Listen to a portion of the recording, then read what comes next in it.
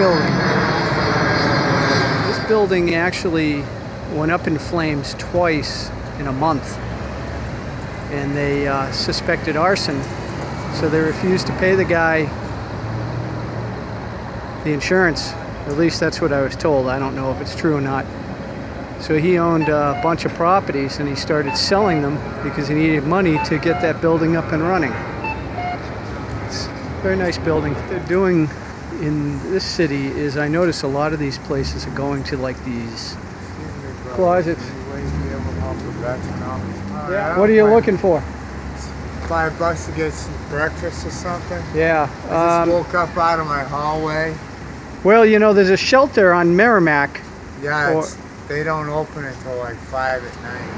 Now, Manchester considered itself successful because, you know, they have candy shops and lots of restaurants and bars. Talking to that guy, that restaurant closed about a year ago. Somebody opened it up and within 2 months they were closed. In fact, there's a place down on the left, the same thing happened.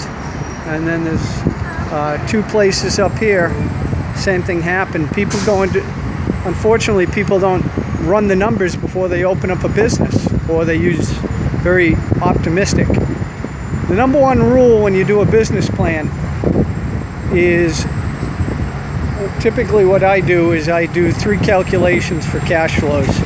Number one, what I expect, a realistic number, but then I also project, you know, what is worst case scenario, and can I survive 6 months to a year at worst case scenario. If you can't, you really need to think about it, because chances are, unless you can get a guaranteed order or amount of business, it's risky. And then the third projection I do is best case scenario, can I handle the amount of business? Because sometimes that's what will put a company out of business as well. That one, and then those 2 are actually right there. One just reopened under a different name, and then one was a bar and one was a restaurant. In fact, the restaurant with the person in blue shirt there, that was a Mexican joint. I tried it. Now, in my opinion, it was only so-so, but their prices, they were charging like $8 for a taco or something ridiculous. And there's an Italian joint right over there. They charge basically Boston prices for Italian food. And when I see people come up to here, New Hampshire, and they're charging New York or Boston prices, it doesn't make sense to me. I'd much rather look at that than graffiti. Yeah, I've never been in this YMCA. There was somebody murdered there last year. Father killed his kid in a custody battle with the wife. The IRS is in this building. I had a camera in my bag one time, and the guy wouldn't let me in, but there's no place to store your bags. And I said to the guy, I said, what about cell phones? No, that's not a problem. We don't confiscate those. I said, oh, no cameras on cell phones, right?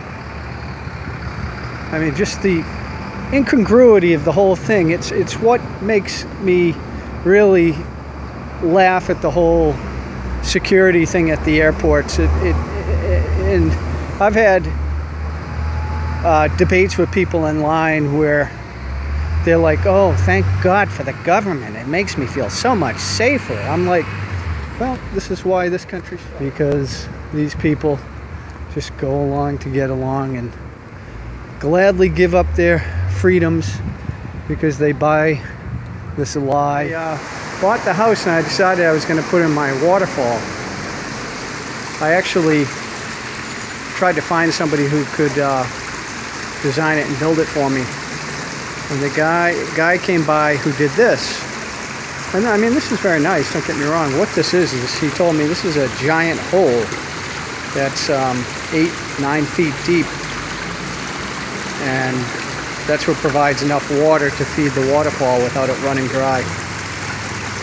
I've never understood a water feature in a parking garage though. But he bid a small fountain for me, and it was going to cost $45,000. At least $45,000. That was the minimum. And then there were overruns of time, material, etc. and he could not nail down a price for me. But even at 45, I was like, forget about it. Yeah, it's Friday, and I have not felt well today. If you ever wake up and you're foggy, almost like if you drink coffee and you haven't had that coffee, or you drank too much the night before. Well, I didn't drink last night, and I don't drink coffee anymore. So I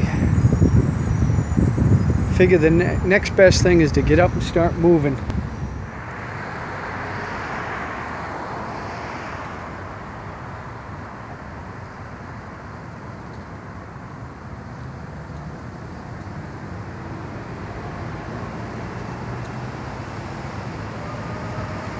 It's a panoramic view of the mill across the river. There's a river. See Cotton Restaurant. There's a river right there.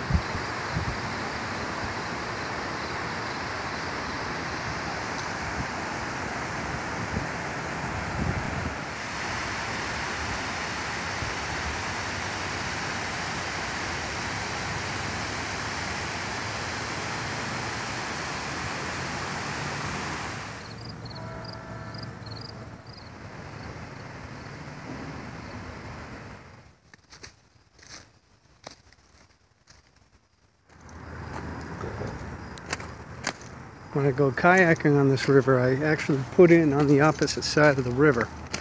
Right underneath that bridge, there's a ramp. This is as far as you go, because this is in where the water goes to the power plant.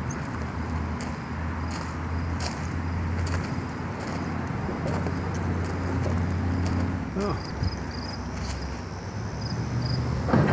You guys live down here? Interesting.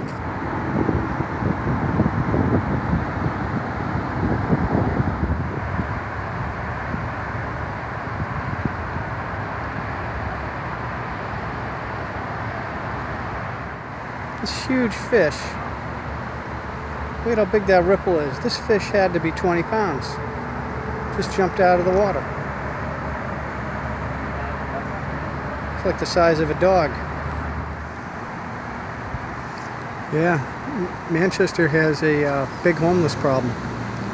This is a clever spot though, because I doubt many people are looking behind here.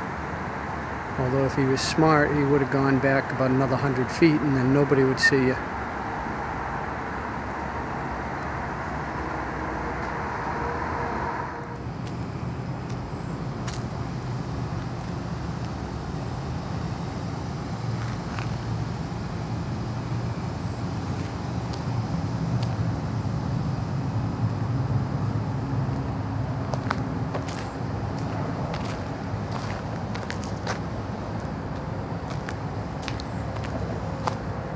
You never know what you might find down here.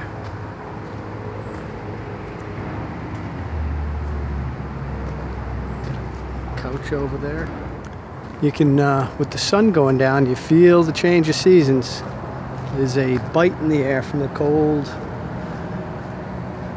wind, cold breeze, because the sun's gone.